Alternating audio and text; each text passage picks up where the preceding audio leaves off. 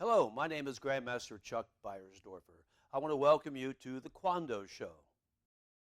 I'm here with Grandmaster Robert Fujimura. Grandmaster Fujimura is from Rochester, New York, and we're just going to have a quick interview with him and see what's going on and how he feels about life. Grandmaster Fujimura. It's my pleasure to be here. As a friend of yours for many decades, it's wonderful to see what you're doing to encapsulate some of what's going on in the martial arts. So obviously, like everybody else, my sliver of what's been participated in the martial arts is limited, but I have some landmarks that I've seen over the years, and hopefully we can talk about that and make the conversation interesting. There you go. That's what we want, is interesting conversation. We want people to get a new view of what they're hearing about Taekwondo or martial arts or karate or anything in general, that there is something more to it than just kicking and punching. That what do we do? Why are we doing this? And where are we going with it? So, Grandmaster Fujimura, what got you started in Taekwondo specifically?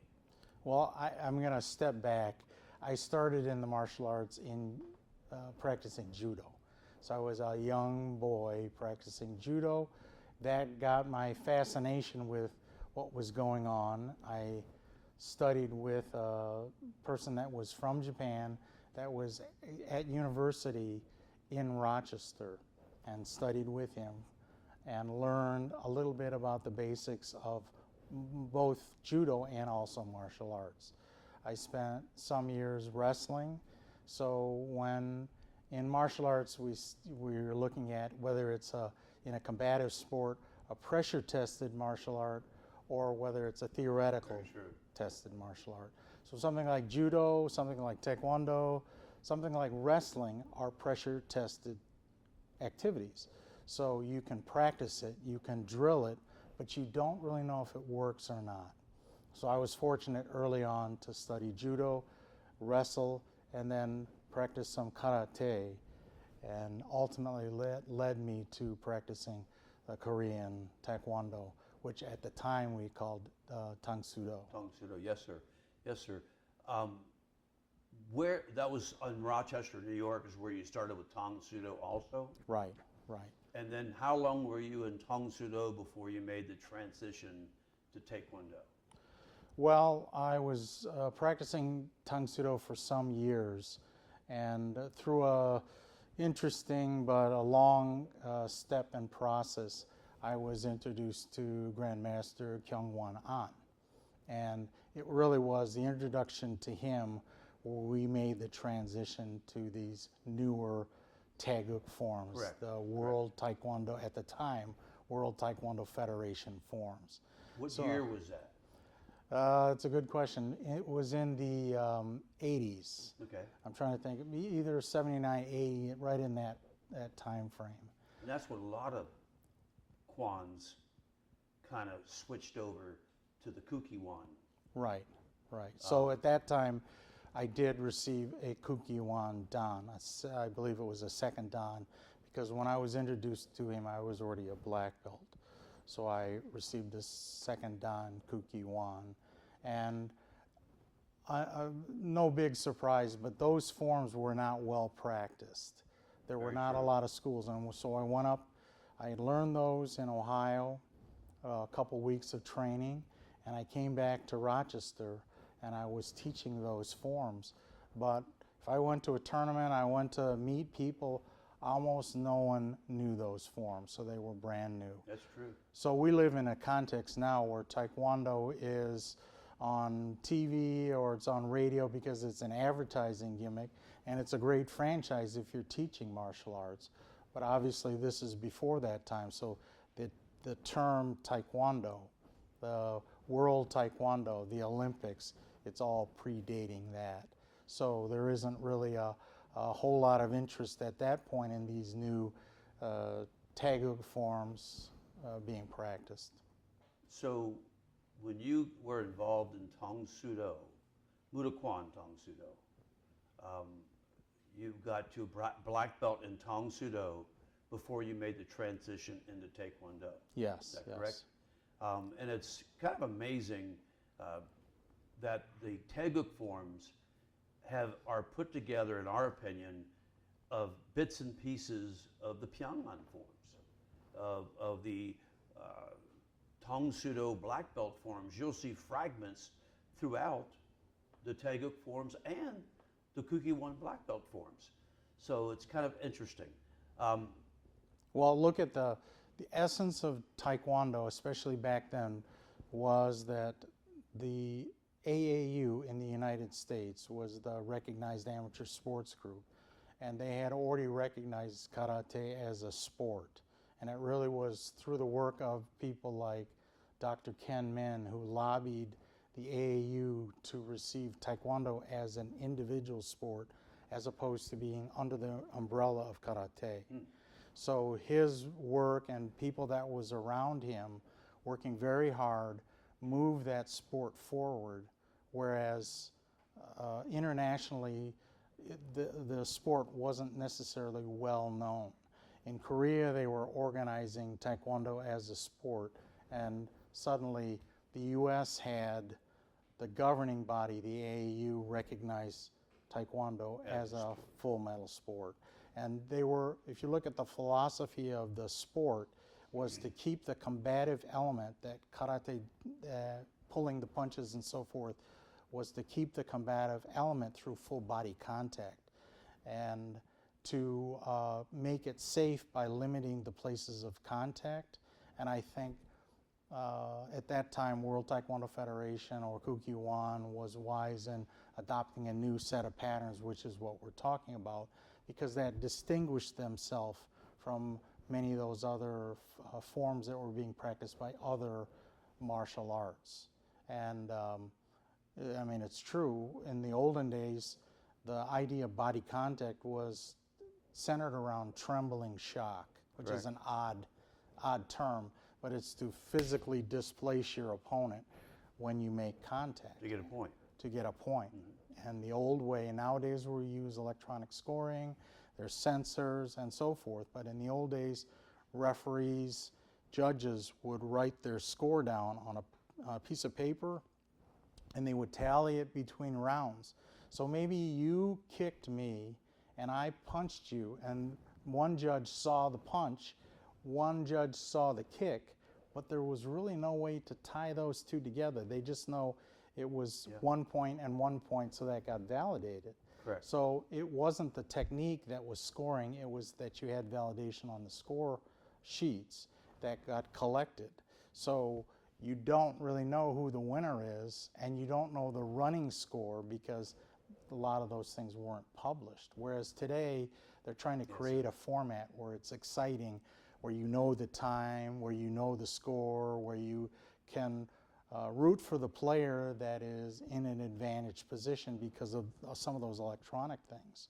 Well, the reality is that technology even now is evolving. So electronic scoring in the chest protectors and the headgear and the foot is likely at some time going to adopt contact with a fist. So for example, having a target that's censored. So in order to score with the fist, it's no longer an arbitrary issue. It's an issue when you score with your fist to that targeted area with a certain amount of force. You'd have to wear a glove that had sensors in it to match up with the sensors in the chest protector. Right, and it has to be a different censoring device than what's on your feet, because otherwise you wouldn't be able to distinguish hand from the foot.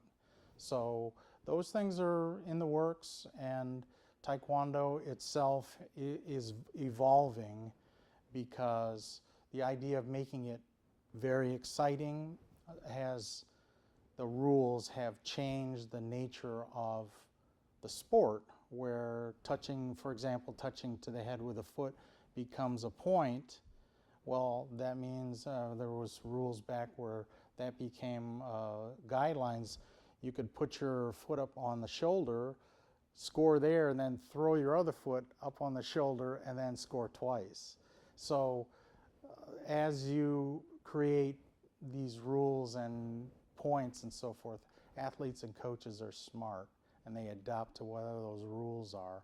So as you know, it used to be that many attacks were launched from the rear leg in order to generate the power so that the judge would take the point. And now a front leg is used very often because to reach the bar of a point, there has to be some contact, but it doesn't necessarily have to be that trembling shock. A hard shock, right. Right. So those are rules that are changing, that are evolving, and I'm sure when we finish the Olympic Games in Paris, they will reevaluate the rules to see, was that a good event? They want to look at it from a broadcast quality, but they also want to look at, will that move the sport forward in the future going into the LA Games? And do we need to tweak those rules? Do we need to change that hardware? Do we need to change the referee training? Do we need to inform the coaches of these things? And like any sport, it gets modified based on how it's being executed. That makes sense. And you know, the fact that we see Taekwondo at the Olympics and events where now they're trying to get a point. There's no staggering impact or trembling shock. They're just scoring, which really, on a self-defense, street defense, how much impact are used to throwing, because they're limited. They're just trying to get a point. Whereas with trembling shock, I know I used to compete with trembling shock, and when you got hit, you knew you got hit. So that's the interesting part of Taekwondo, is the evolution of it, okay? Or I would just say evolution, but change. Well, an example would be, and this is coming from memory, there was a change in the international rules that a defensive kick was superior to an offensive kick. I think it was about the World Cup when those rules were first adopted. They found the games to be boring because nobody wanted to initiate an attack. Correct. Because at the time, points were always low, and if you initiated an attack and somebody countered that attack, that was considered a superior technique. True. I think it only lasted a year or a very short period of time because you don't want to watch two athletes bouncing, bounce, and wait for a counter. Yes, sir. So that's an example of how rules change. Athletes are smart, coaches are smart, and they play to the rules. Okay. Let me ask you how the martial arts, or Taekwondo specifically, has changed or affected your life. How has that affected my life? I've been very, very fortunate that the folks that I've been involved with in Taekwondo have been good folks, ethically high standards. These are people that would, they have dedicated their life to the martial art, to Taekwondo, but are also very giving, very forgiving, and that has had an enormous impact on me. The discipline that is involved with Taekwondo not only translates to the training floor, but it translates out to life. You work when you feel idle. You overcome when you have difficulty. Those are all lessons that we learn in the dojang, and hopefully those have translated into my life. Over the years, I'm an instructor, as you are, and we embrace the concept of the bowing, which is to show respect. But we actually grab a little bit more to that. We say it's mutual respect. So if I'm bowing to my instructor, I'm showing him deference. My instructor will bow back. But if I'm not there, he's no longer an instructor. And if he's gone, I'm no longer a student because I have no one to learn to. So it's a symbiosis, and we have to show mutual respect, which is, I know at your school, that's how you run things. Well, we try to stay traditional in the aspect of, we have to honor our instructors, value the knowledge that they're sharing with us, and understanding that they got the knowledge from someone, okay? So it's a big thing. Taekwondo has affected your life for the better then. Taekwondo, I'm in a little bit different situation because of my training in Taekwondo, I was introduced to the other flip side, which is the administration of Taekwondo. So I was able to work with the national governing body at the time, USTU, United States Taekwondo Union, as Taekwondo was coming up the program, both Pan American sports and Olympic sports. So imagine prior to Taekwondo being a medal sport, or whether in the Pan Am Games or in the Olympic Games, you have an idea, a sport that's not necessarily that well known. Well, suddenly it became a Pan American sport, and that changed their status within the U.S. Olympic movement. They went to a Group A membership. And a long story short, the Los Angeles Games had finished with an enormous surplus. So suddenly, Taekwondo as a Group A sport received official recognition and a lot of money. So they went from being a sport with a couple $100,000 in budget to being issued a check for, I'm not sure, $1.2 million, which was enormous at the time. So it allowed that money to be reinvested into the sport of Taekwondo in the United States. So things over the years have changed. That's back in, when was the Pan American Games? In 87, I think? 87, 88. So 87 in Indianapolis is when I think that's the starting point. And since then, it's been a race to the top for Taekwondo. It has big changes, and we see it going on. And now, where do you think Taekwondo is going? It helps kids, it helps adults. Where do you think it's going in that aspect? It has directions that it's changed. So Taekwondo was principally practiced as a martial art, as a combative martial art, self-defense. I would say now, when you go to most Taekwondo schools, self-defense is an element of the overall practice, but it's the minority, not the majority.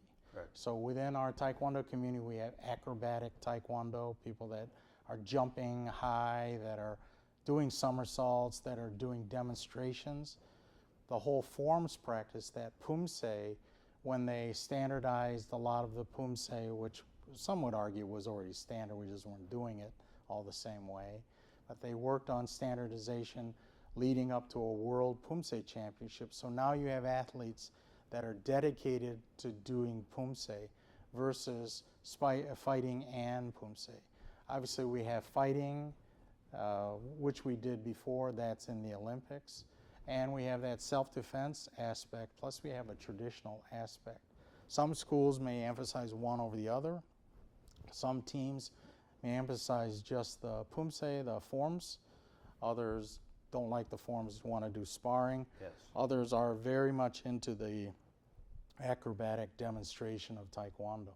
So that certainly has changed. When you're on, what's the show, America's Got Talent, you know you've made it to the big time, because suddenly there's a lot of public interest in that particular aspect. But from a self-defense standpoint, there's some application, but I'm not sure if jumping over a building gives you that much self-defense. That's true. But you can't say it's bad, it's just different.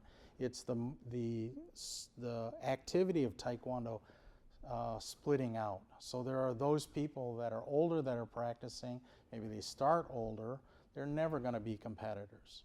But there's some that are younger that will be competitors. There's some that are not that flexible, but there are some that are. So if you have different outlets, that will change the nature of the practice, because people will migrate to those subspecialties. As a sport, who knows where it's going? It's recognized internationally, it's recognized domestically in the US, but there are constant changes going on.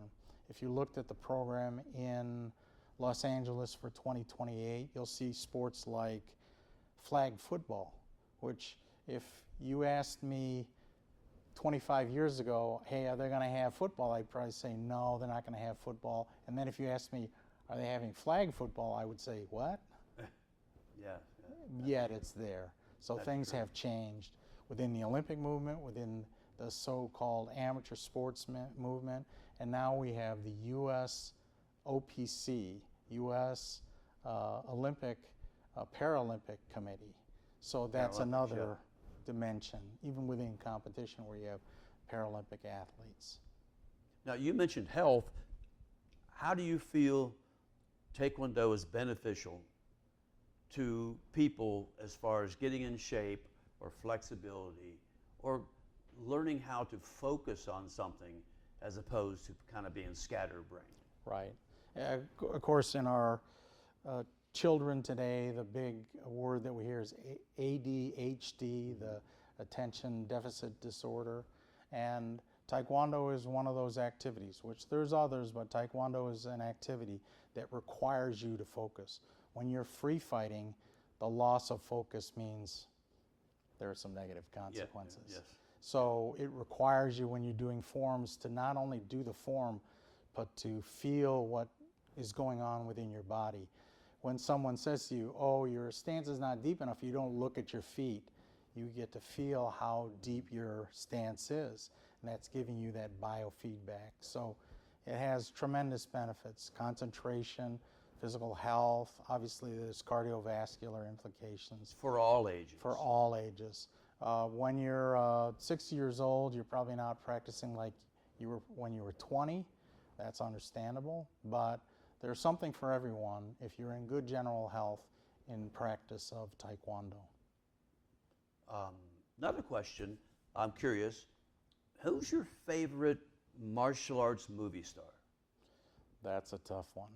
That's a tough one. Because we talked about, off camera, we talked about how does martial arts in the cinema equal martial arts today, or in the practice, or more specifically in self-defense. And they're related, but they're not directly related. I won't mention the name, but you can see so many fight scenes where it's a drawn-out battle. It's 5 minutes fighting and so forth. And as you know, the reality is if you hit someone in the face for 5 minutes, their face is going to be sore, but your hands are going to be sore too. If you punch someone or kick someone for 5 minutes, their body's going to be sore, but you're going to be just tired. There's going to be a point that you're going to say, listen, I'm done.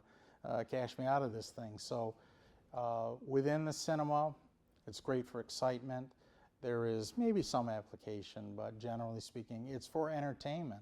It's not a bad thing. It's part of that fantasy world. So who's the favorite one? I'm not sure. I really don't know. You've got to have at least somebody. I don't know. I don't know. I tend to like people that had traditional roots, and from those traditional roots became who they were. And just in the top of my head, I was thinking about Chuck Norris, and you think, this gentleman is an aged man, yet my kids came to me and were telling me about Chuck Norris jokes or memes or whatever. And I said, you even know who he is?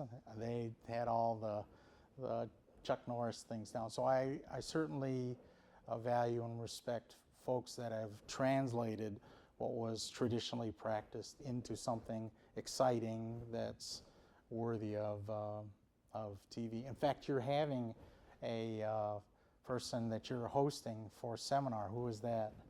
Cynthia Rothrock. And she is a legitimate martial artist. She may be in movies or seminars or whatever, but she's a legitimate martial artist. And what's amazing about her is the fact that we both have Tang Soo Do histories, and Grandmaster Cynthia Rothrock is an 8th degree black belt in Tang Soo Do. It's one of the arts she started with. Right, Okay? right. So Tang Soo Do is out there, and no one knew it, but back in our day, it was called Korean karate. Right. It wasn't called really Tang Soo Do, but the nomenclature on the wall would be Korean karate. And that brought people in to know what's Korean karate.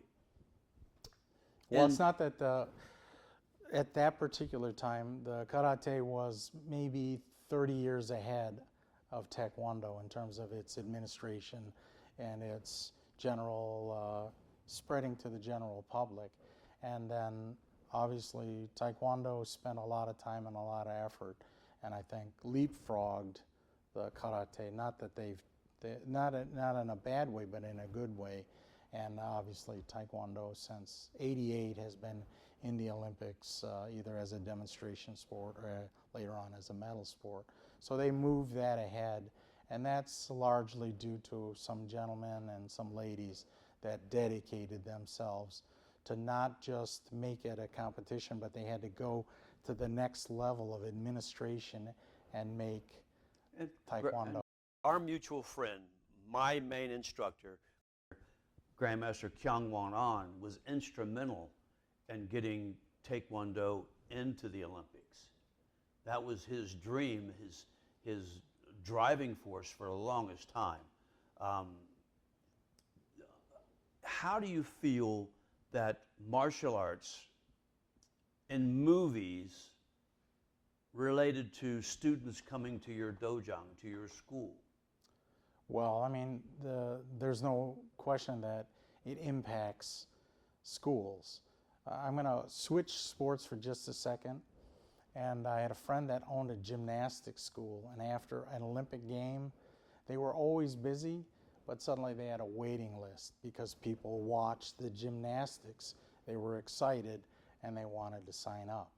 Same thing with Taekwondo. Taekwondo is a common word in our vocabulary now, and there can be excitement there and can be translated into students studying the martial arts. If they look at it from whatever's on the cinema and what's going on in practice in the school, there's obviously a difference. But I think they take away from the cinema that aspect of there's something different, that respect, that honoring, that elders, the deference to other people, the mutual respect that you can have. And then in a traditional school, they can come in and practice that. If they just want the excitement and they find a school that's a competitive school that does a lot of tournaments, they could have a good experience there too. Yeah. So again, there's probably different avenues they can cross into. Okay. Well, Grandmaster Fujimura, it's always an honor to be in your presence. I always learn when I'm around you. That's the good thing. We've been friends for 40 years. Long time. We're not supposed to say that. Oh, not supposed to say that out loud. For a long time. And we've both watched things change. Right. But with my guidance and your guidance from Grandmaster KWAhnDo, it really has helped us. It's made me grow, and I know it's made you grow. Right. So Taekwondo and martial arts in general. And we're saying Taekwondo because that's our main discipline. Right. Okay. Absolutely. Like you, I studied judo when I was 12 years old. That's what first got me started in the martial arts. And then wound up moving on. So, but we are grateful to have you come into our studio, visit with us, chat with us, and give us your opinions, because your opinions are very valuable. Well, my opinions are a very small slice of life within the martial arts community. And obviously, over the next period of time, you're going to bring in other people that maybe don't have my same experience, but they have another slice of life. And then these talks, these interviews, these podcasts really can encapsulate what's going on in the martial arts today, and also can preserve what went on in the past too. So it's an important project. I'm delighted to be here, and I'm always happy to work with you. Once again, thank you very much. Coming down, we're in Cincinnati, you're from Rochester, New York. You came down to visit us. In closing, you know, everyone thinks about martial arts as kicking and punching only, but there's more to it than kicking and punching. There's a discipline you learn. You learn to honor thy mother and thy father. We teach discipline in school. We bow, which yes, sir, no, sir, yes, ma'am, no, ma'am. And that's done to teach the students to say the same thing at home.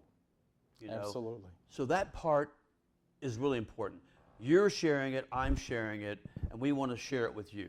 So in closing, my name is Grandmaster Chuck Beyersdoerfer, Grandmaster Robert Fujimura.